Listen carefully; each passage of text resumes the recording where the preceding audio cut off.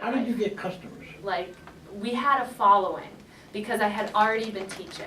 And I'd been teaching in the community, and I'd offered my time, and I was talking to people, and I did training, so. So that became the core of your. So when we opened, we had already 400 families in DC who'd taken classes with me at a Whole Foods, at a Lululemon, I've taught at NIH, I taught workshops, anywhere that would have yoga or wanted some type of prenatal or postnatal. At the time, it was just that core.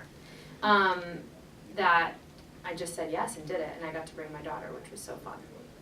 So your business plan was evolving in your head every hour? Absolutely. There was I am totally honest about that. There was no business plan. Every time I went to As opposed to the class 2 weeks ago. I know, well, I say that. I'm sorry to go, I'm ready to sign up. Oh, yeah. Sounds great. I say that every time I went to write one, I sort of would hit a wall because it's so left brain. And it wasn't working for me. And I read this brilliant book about women in business, and it really said that lots of women who are right-brained and very creative have a very challenging time with a very sort of standard left male business plan. And as soon as I heard that, I was like, goodbye, and I sort of threw it to the side, and I just moved forward with talking about the numbers, looking at it, going with my gut. I'm so close to my market, to the target audience, because it's me. I practice yoga, and I'm a mom in Northwest, so like, it all fits together. I feel it here. Christina, this is right up the alley for you and some of the therapists here. Yeah. Right up the alley. Yeah. It just was, I knew this was what I was supposed to do with my life. And when you know that and you have that, you just move forward and you figure out all the ways. I taught tons of the classes, all the classes in the beginning. I maybe had 2 other teachers, so I wasn't paying myself. I was just putting everything back in and was having a blast doing it. So that was like, my husband was like, you're so happy, this is great, I'm happy if you're happy and the baby's happy. And I got pregnant with my son and I got really sick. And so this is also where things started to turn financially because I had to hire a lot more teachers because I was just so sick. And I had a really rough second pregnancy.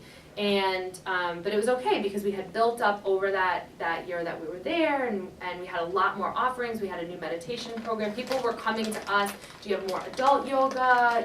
We have a really big, it started in the Palisades, a really big gentle yoga program. All the seniors associations from Sibley, from the Palisades, and from Georgetown all started having gentle yoga classes. So we had from, prenatal to age, we have at the time, she's now passed, we had a 90-year-old woman who came to yoga at Lil Omm, so that was awesome. And they would come in their wheelchairs and they'd see all the babies. Just the connection between the ages in this city, it's amazing. It's amazing. It's like what happens in here with the wounded, with the families and the kids.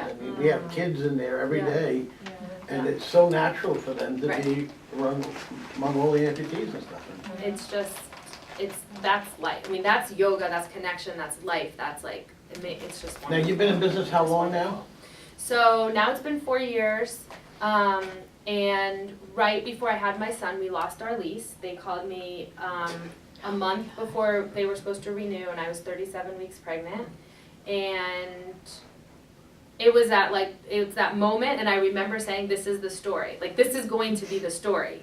Like, I'm about to have this baby, he's been sick, we don't know how he's gonna be, and I'm about to move my business. We just didn't know what was gonna happen. And it's so funny because all I did was I just opened up the truth. And I wrote this long email about like, we're not closing, we're just moving forward. I don't know where our next home is gonna be yet, but we are something even without this physical space, because that's the kind of community that we have.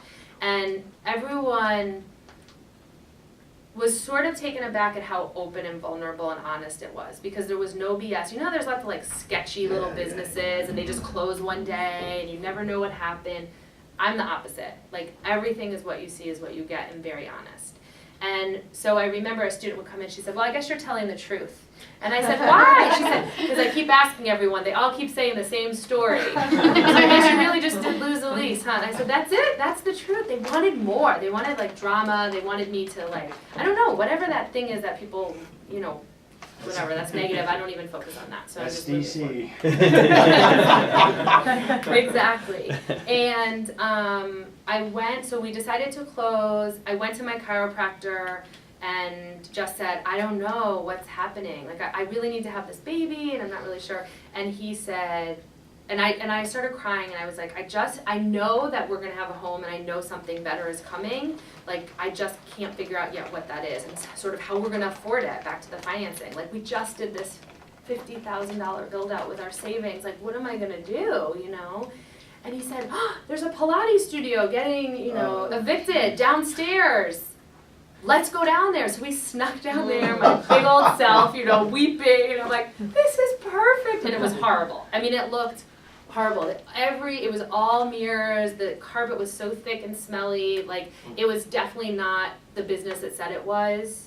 Like, it said it was Pilates, but definitely no one had ever been there, and the guy hadn't paid rent in a year. The whole thing was so super weird, but I walked in and I was like, oh, this is our home, like, this is it. And it happened like that, and it happened from being open and sharing with people, like, I need help, and I don't know what we're gonna do. And the rent was almost $1,000 less than it had been, and the space was triple the size in an amazing location. And it just was like, this is it. So it was beautiful because it took time for them to evict the Pilates studio, like, legally and get them out. But I was having a baby, so I was okay with that. And so I had the baby, he's fine, we had a great summer, and then we opened November 7th of last year in the new space. And we're beating the projections from the others. I mean, it's just amazing. Like, being in it's just like the puzzle fitting together. We're doing exactly what we're supposed to do. We have access to so much more in Tenley, being on the metro. And so I have moms who, you know, work 80 hours a week, never see their babes, and they get to come to yoga on Saturday. They can take the metro and come to a baby and me class where dads can come, and we do family yoga on Saturdays. We have, like, a network with the yoga camp. We have yoga for cancer survivors on Friday nights with the restorative class. So we're able to, all different types of groups are able to access us much more freely now. Because a lot of people would say, where's the Palisades?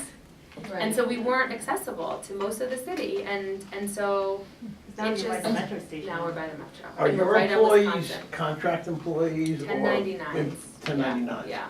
So this is one of the things that I'm working on. So you don't provide health insurance or anything like no. that? Most yoga teachers are not. They're all, because a lot of them are not, they're just teaching 1 or 2 classes a week, and it's a totally different, although in the yoga business, they are moving to more of a model where they're doing that.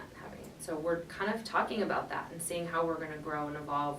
I'm sort of, you know, when we did the build out for the second space, it was, again, my husband there ripping up the carpet, pulling down the mirrors, like, just, I mean, it was rough because the people before us had glued the carpet down, like, just horrible. I mean, it was a lot. I said, you really love me, because he really worked hard to get that done. And back to the credit cards and back to just saying, like, we know this is what I'm supposed to be doing. Unfortunately, we had the hiccup, but isn't this where we're supposed to be? And isn't this amazing, like, story for us and our family? And you know, with so many veterans staying in the area, there's got to be a piece of this too that feeds off the guy that you know that does the yoga and meditation here, because a huge amount of these seriously wounded vets stay in the Washington area because of the health care that's provided here. And I think, you know, there's a piece there that is just a natural with what you're doing that could fit for and the caregivers. The caregivers. So one of the things that we actually have 3 or 4 moms right now who have husbands abroad, and so they come on the weekends to the classes. One of the moms I can think of, she's living with her mom while her husband's away, and so they bring their family on the weekends. And so what I've been doing is trying also to connect them, so at least they feel like they have some support together, being single parents right now. And one of the things that I had told them was that I would actually love to do some family yoga with whoever is back, or for caregivers or parents or whatever. I mean, our model of yoga is that really yoga is for everybody. And so whoever you come with, your grandma or your 6-month-old, the experience is so amazing and so deep and so real that wherever your family looks like or is that's where that experience happens.